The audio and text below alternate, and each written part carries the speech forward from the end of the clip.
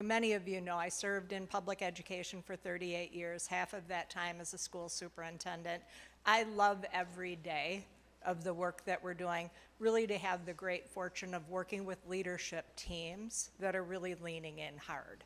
So teams don't do this work if they aren't serious about it. So it's my honor and privilege to introduce the El Dorado County team, Ed Manansala, Wendy Frederickson, and Amy Andersen. It will be a sheer delight, and it's a short period of time, so I'm going to transition it directly to them. They've been working really, really hard, and they're in their second contract, and they're going really deep. So just want you to know the little bit of context. All of their documents, they're very happy to share. So anything that you hear, we can make sure that you get it. So, Ed.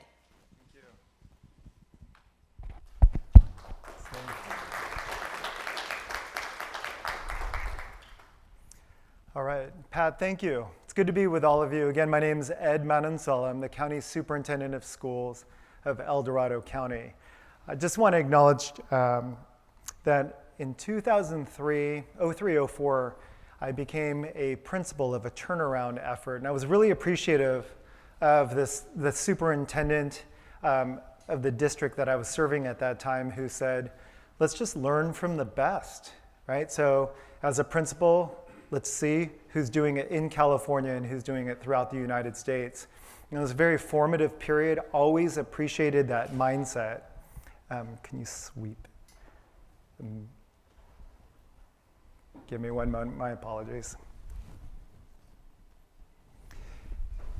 And so I've always appreciated that practice. And what I found in 2013, now fast forwarding, in California there was educational reform taking place.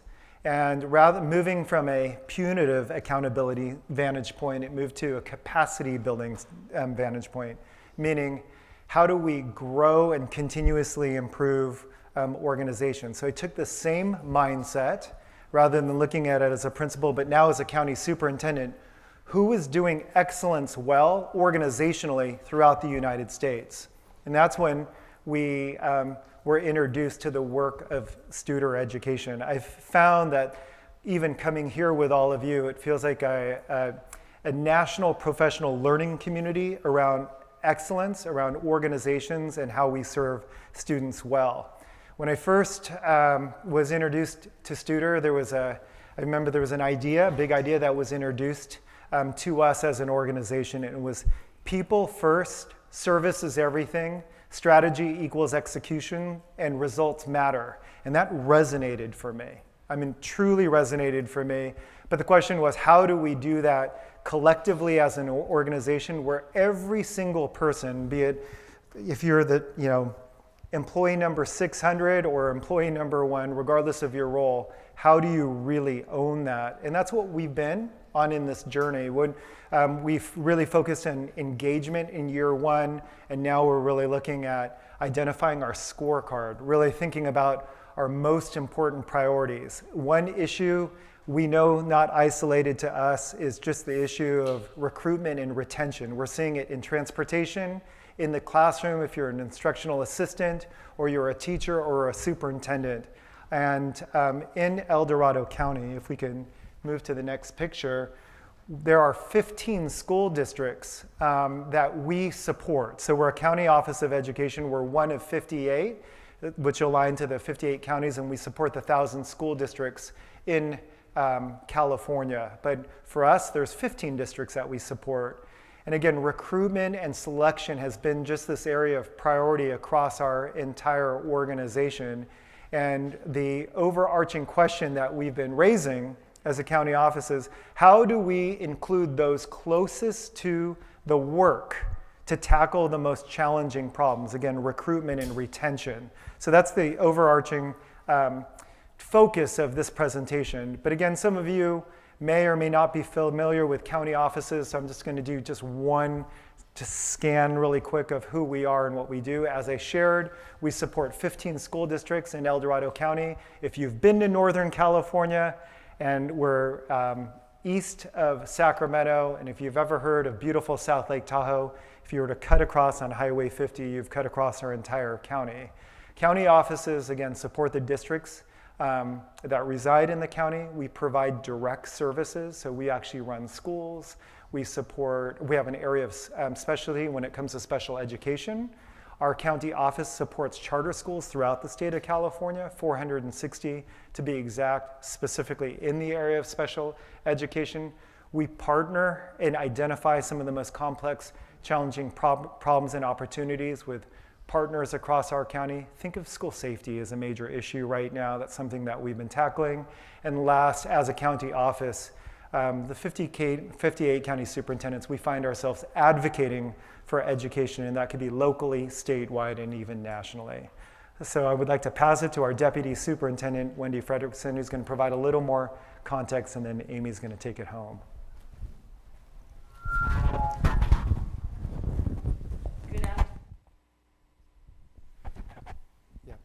Good afternoon, everyone. It is such a pleasure to be here with you. I am Wendy Frederickson. I'm the Deputy Superintendent over Administrative Services. So I work on the operational side of the house. I was a former superintendent in the county, and so I got to experience what the level of service our county office provides to our districts, think small rural districts. And so I always keep that, I will never forget that in my work that I do in our county office. And embarking on this journey with Pat and Studer has just been amazing. And early on in COVID, I feel like a lot of times now it's like pre-COVID, during COVID, after COVID is how we kind of mark things in time. During COVID, we decided really to dive into this work. And when you think about, starting with our core values, we brought together quite a few team members across our organization via Zoom to help us identify what is it truly that mattered to us. And so these were the core values that we came up with: integrity, service, relationships, equity, and innovation. This is how we promise to come to work each day for ourselves and our students and families and all of the people that we support within El Dorado County, but also across the state. And so this is what we commit to.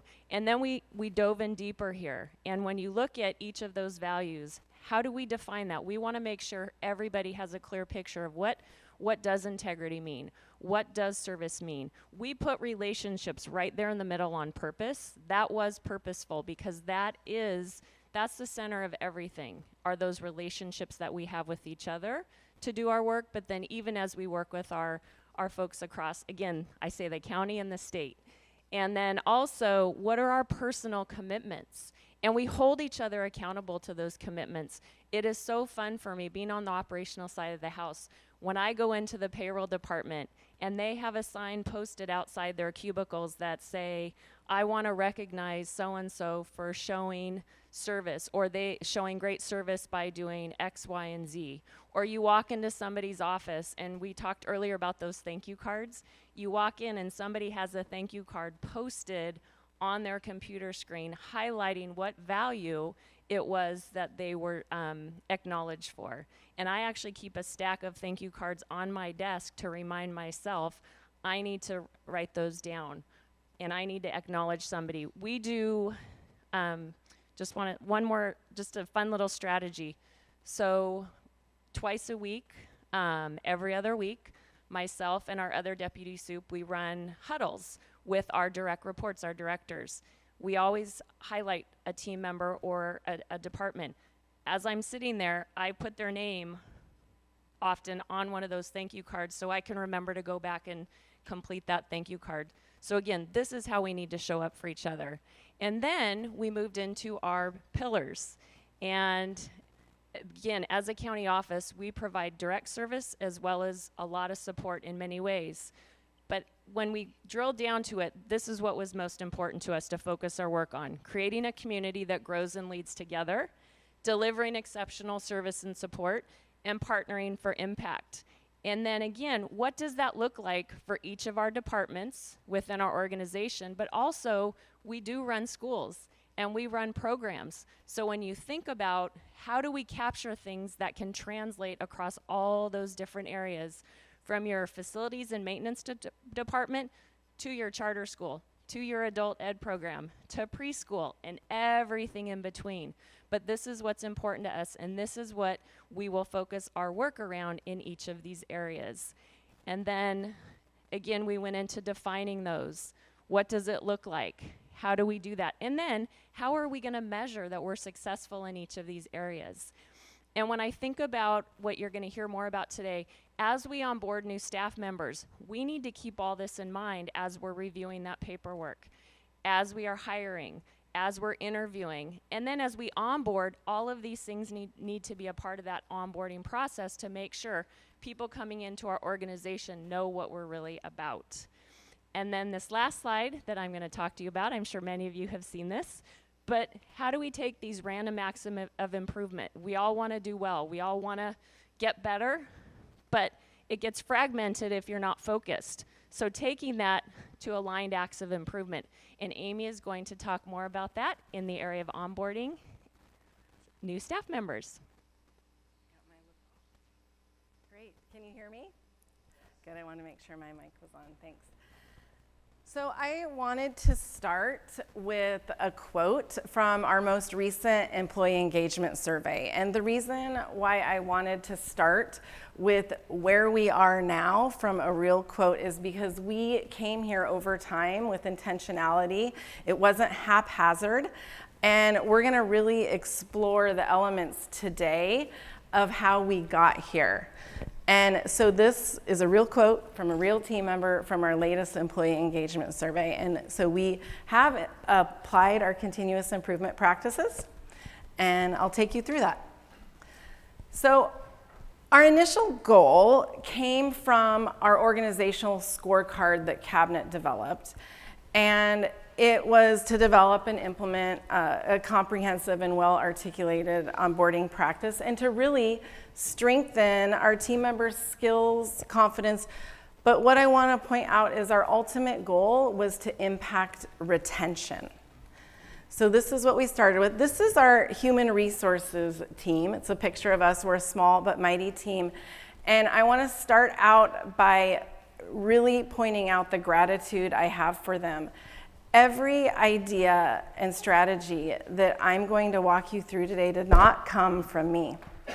It actually came from our team, and I will show you how we got there. And so before I left, I told them, you know, this presentation is really about their skills and abilities, and they're a powerful team together, so grateful to them. So how did our team get there to be able to come up with all these ideas? So we started on this journey during COVID, and of course we started with our always action of rounding. And we noticed a really significant shift in our human resources team when we had hardwired rounding. And the shift was this. We were utilizing rounding to identify needs, but it's when we had hardwired that rounding that our human resources technicians, benefits technicians, credential analysts felt empowered to recognize problems, suggest strategies to solve them, and then over time they saw their voice matters in the organizational change. And ultimately, the suggestions, they started to see that the changes they were identifying and the suggestions and strategies they were making to improve them had an impact on our entire organization. So that's how we got here. We didn't magically have a team of human resource professionals that felt confident in this. It was through rounding and hardwiring it that they were able to have that confidence. So our team identified some obstacles. And they identified from rounding, and this came out through rounding, that we had some shortfalls in our onboarding process in our organization. Oftentimes, the day before a new employee was supposed to start, their only point of contact was their human resources technician who had onboarded them. And our HR techs would frantically receive a phone call from this new employee asking, where am I supposed to show up tomorrow? What am I supposed to wear? Who am I supposed to report to? And new employees had just this one lifeline, right? This one point of contact. And this was routinely being brought to our attention, and through rounding, they said, we have a little problem here. Not to mention, it was impacting their workflow, right? Getting all these questions. This lack of communication led to uncertainty and confusion. And we also identified that we really didn't have any sort of consistent organizational training or onboarding for new employees. And so we realized that's another obstacle. And then lastly, we had no idea why people were leaving our organization, and we had no data on why they were leaving and what we could do differently. So these were the obstacles that we identified to begin with. I'm going to take you back to our scorecard, and we realized as we identified the obstacles, this was our initial scorecard that we were dealing with. And the themes that we identified from rounding that were obstacles were really misaligned to our scorecard, what we wanted, who we wanted to be in an organization, and how we wanted to operate. So you can see we wanted to ensure a safe and supportive environment, making sure that employees could thrive. Well, if employees aren't trained well, they're not going to be thriving in that environment. We wanted people to feel capable, confident. If we aren't creating that onboarding process from the beginning, helping with the warm welcome, we're not aligning to this. So we saw that misalignment with our pillars and with our scorecard, and we knew we needed to take action at this point. So I am going to take you through our roadmap that our hope was to ultimately impact employee retention. And while I have this Plan, Do, Study, Act right here, I want you to know that I'm going to refer to it as our roadmap, because oftentimes you think about the Plan, Do, Study, Act cycle, and it can seem a bit overwhelming. And we really simplified that for our team.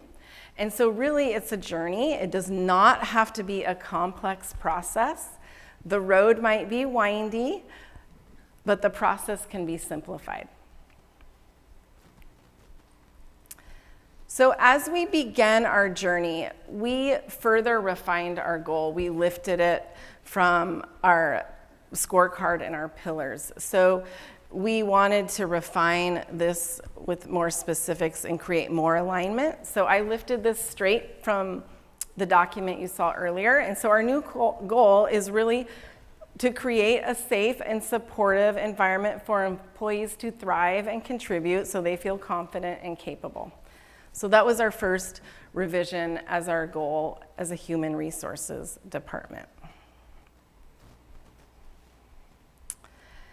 I'm going to be completely honest with you. When we started, we had absolutely no idea how to solve for these obstacles. We just knew we needed to address them and start the brainstorming process. So a little about our human resources team. We represent the organization at all levels. So we have someone like me who's a cabinet member, and then we have all the way down to entry-level positions.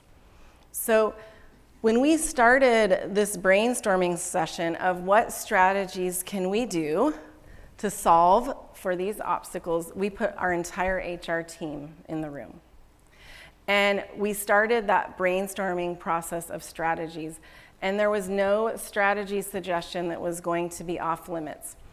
And a little background about this, as Cabinet was creating our organizational scorecard, a lot of Cabinet's focus was belonging to HR. We were going to be the owners of those change items. And we had the full support of our cabinet and our leadership team, because we knew that without the leverage of other departments, we wouldn't be able to solve for this. So we started that process, and during that process, we realized we were very siloed in terms of our onboarding process across the organization. And while our leaders were not siloing intentionally, there was no malice in this, they were not thinking about the impact of the organization. And so when we realized that silo effect, we took that into consideration when we were thinking about our changes. So we knew, one, in September 2021 to January 2022, this is when we identified those obstacles from rounding. And that's when the HR team started to brainstorm strategies that we could implement and take to the greater organization. So one, we had limited initial communication between new hires. We had lack of initial and ongoing training for all employees. And there was lack of organizational consistency within that training. And lastly, like I said, we had no idea why people were leaving the organization and had no means of collecting data in order to make change. So our first idea on brainstorming strategies, our team thought of, we need these welcome packets. We need some sort of warm handoff to the hiring manager. So we kind of wrote that down and thought, okay, we'll figure out what that looks like. So we started to think about that. And then we said, everyone needs to have a training schedule, and there needs to be some non-negotiables that we create as an organization that everybody does, and then there can be some customization. And then we need to have some sort of exit interview. So these were the strategies. We still didn't know what this might look like, so we continued to take input. But I wanted to point out the strategy that we started with was exit interviews. Even though you saw on the previous slide, it was idea number 3. And here's the reason why we started this right away in January 2022. It was easy for us to implement immediately. We could do a Google Doc, we could let leadership know this is what we were gonna do, create the questions, and it would go to HR to be anonymous, and it's kind of the duty of HR to collect all that. But the other reason is it would give us instant data. We would have data right away, weekly, starting the very next day, so that we could start to have some more data points within the organization. And in fact, after 1 month of implementing this in January, we made our first revision because we had a few employees leave the organization that requested an in-person or phone exit interview, so we added that as an option. So this was our first major change as a result of the technicians' ideas. So we look at this data. I look at this data weekly, but in March, after a few 12 weeks of data, the feedback let us know that while we have a great culture in terms of teamwork and people enjoying their teams, we needed to change our training, which is exactly the theme from rounding. So we had our second data point really that was triangulating what the themes from rounding, right? So we need training. And this other piece, I just want to talk about that fourth bullet point. The quote's actually longer, and I'm going to read you the whole quote. It said, "The learning curve when first starting was large. Since the department supports multiple initiatives, it took me a long time to learn about the organization." So that gave us some feedback too on what's our onboarding gonna look like from the beginning, so people know about the organization from the beginning, and that the learning curve isn't so large, so we have the articulated training. So in March, we worked with leadership, and like I said, we had the full support of cabinet, and then we worked with leadership to say, we need some more change processes, we need some more ideas in terms of new employee onboarding besides exit interviews. So simultaneously, what was happening at this exact same time is we were getting ready to launch our employee engagement survey to the whole organization, which is a third data point. And it just happened to be going on behind the scenes, and it launched in April. And when the data from that survey came back, it confirmed what our personnel technicians had said, that people didn't feel confident and prepared for doing the work because there was a lack of training.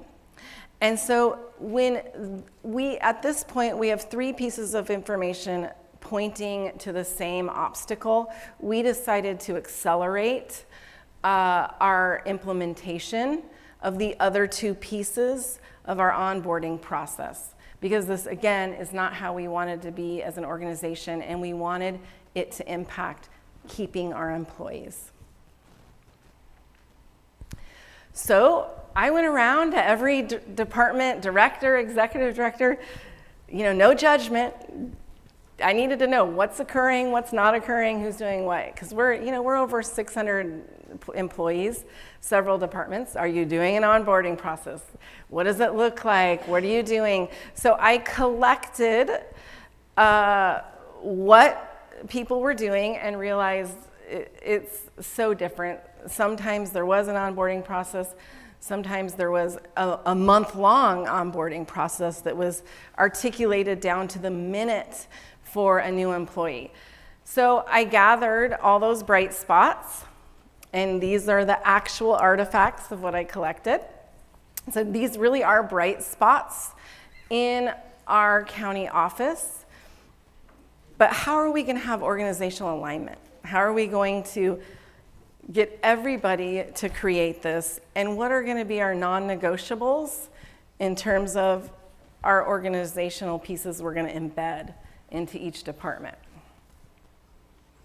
So we created a model onboarding process. We actually copied it from one of our departments and then embedded our training on, we copied it from our best model, and we embedded our training on our values, our pillars, and all of that. But we knew that it was a package deal. So for us, we realized at this point, the whole package of onboarding is going to have to consist of a warm handoff from HR that then triggers the department leader to send the employee this onboarding schedule. And that we were also going to need to do the 30 and 90-day new employee interviews, train all of our leadership on that so that we can continue to collect themes. And then, of course, our exit interview was our final piece. So when we thought this through, we're like, leader consistency is going to be key for this. We will not be able to execute it without training everyone and making sure that it's hardwired and it's who we are as an organization. So in order to do that, we first, before rolling it all out to leadership, we're like, let's create our welcome packet. So we created a welcome packet for every department. This is it. And I want to point out this resources page. Our human resources techs were getting call after call after call from new employees. Who do I call about benefits? Who do I call about retirement? Who do I call about payroll? Because remember, they were their only lifeline. So their idea to cut down on phone calls that were interrupting their workflow was, we got to have this resource page because it's going to cut down on our calls and we're going to be able to do what we're supposed to do, right? So we added that. And then we added pictures. We do not have pictures of everyone in the department. We really just have the leadership team and the office team. And so this was our first piece. And of course, you got to have acronyms in education, right? So we created that. Then during a leadership meeting, we rolled out this warm welcome packet and said, okay, leaders, we have this welcome packet, it's not enough. And we took our leaders through all the bright spots of onboarding. We set aside a 2-hour leadership time, and we really went through the why, what, how of why we need an articulated onboarding first week schedule for every employee. And so just what I did with you, we took our leadership through, here are the obstacles, here are the themes from rounding, here is the feedback from our engagement survey, from our exit interviews. We have a problem, this is the strategy we want to use to implement it. And hey, guess what? We have a model first week, first month schedule, and you're gonna have an hour and a half of breakout time to be able to start to create it during our meeting, our actual meeting. Like, this is what we're going to do. So we set aside that time during a meeting to really roll out that process and then give that work time. So this is our first model process, and you can see, oops, let me go back.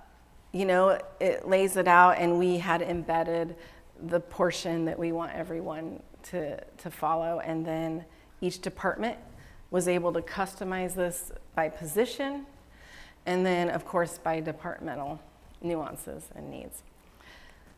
So every leader needs a deadline for implementation, because you can imagine, even though we said, hey, you're gonna have this time in our meeting to go over this, not everyone was finished. And we wanted them handed into HR ultimately just for accountability and to ensure that all of the pieces that we had said were non-negotiables were incorporated into every department's schedule. So when I said we sped up our implementation, we really sped it up for a July 1st launch. And everyone delivered.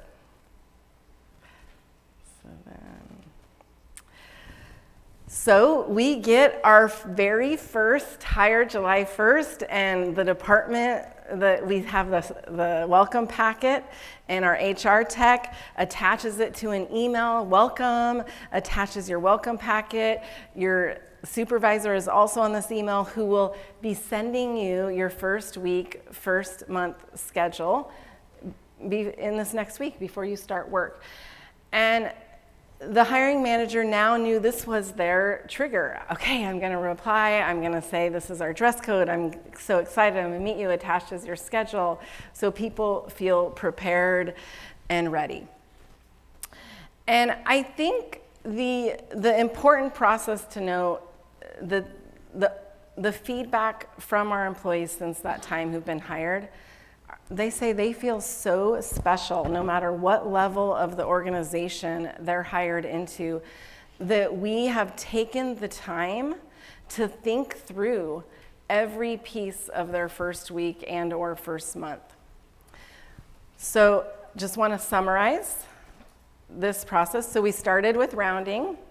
We had a commitment from top leaders. We did implement strategies simultaneously. It doesn't have to be a difficult process, and then we continue to collect data through the surveys, through the exit interviews, through the rounding. So when we look at our summary of change ideas, I'm happy to report that they're each now aligned to our pillars and our strategy. So here you can see we have, you know, our organization. Here you can see we have our rounding. Let me go here. Our rounding is aligned right there, and this is the exact same scorecard. And here we have our welcome packet. Our warm handoff is more of an onboarding process that we've defined. And then we have our training, which is onboarding for all staff. And then lastly, we have our, it's our last one, sorry. Oh, that's our employee engagement survey feedback right there. That's our last one. So remember how I said we wanted this to ultimately impact retention? I'm going to go through an actual piece of evidence of impact of how it did specifically. So I don't know how many of you have transportation departments, but ours has really been a pain point in our organization for quite some time. And a surprise that came out of all of this, we did our employee engagement survey, and these are actual questions 13 through 18, and these are only from transportation department employees. And in the last 3 years, since hardwiring, rounding, and implementing our onboarding and our training process, we have increased the percentage of employees who you can see progress is being made in the culture of success. They have a clear understanding of the organization, mission, and goals. And here's a charted representation of that same data, same questions, 13 through 18, that demonstrate that upward trend. Furthermore, our overall top box responses, these are of employees who strongly agree in our transportation department, increased in 2021 from 5.56 to 9.29 in 2022, and then it's at this point we really felt like we had hardwired rounding and we implemented our onboarding process. It went up to 24.3%.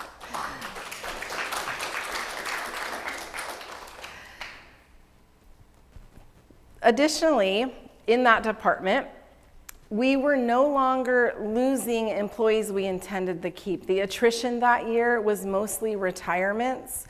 It was not the employees we intended to keep. So we still need to really collect a lot more data on retention, but that's our first piece of there. So it's always a work in progress. So while we did have some increased retention rates for a while in transportation for that snapshot in time, we know that we have increased employee confidence. And again, once we hardwired that rounding, making failure and feedback and expectation as part of that improvement process was really important, and people felt really confident in that. So we're not done. We traveled through our original goal. It doesn't stop here. We have some next steps. We know we want desk manuals in every department for every classified position. We know we need to continue and analyze our survey results. And we know we need to have consistent leader-wide implementation of rounding, because as we get new leaders, we're always training and then centralizing the themes from rounding. But I have one short story to tell you. As we became so consistent in our onboarding process, we recently had a department that was lagging and didn't do it. They had a new hire. They didn't create the schedule. And it rose 2 departments, 2 secretarial positions in other departments found out about it. And they rallied together to create an onboarding schedule for this new employee, because they're like, we're not going to tolerate this. This is how we do business. It works. We are not going to onboard an employee poorly. And that's when we knew we were really making this a consistent practice.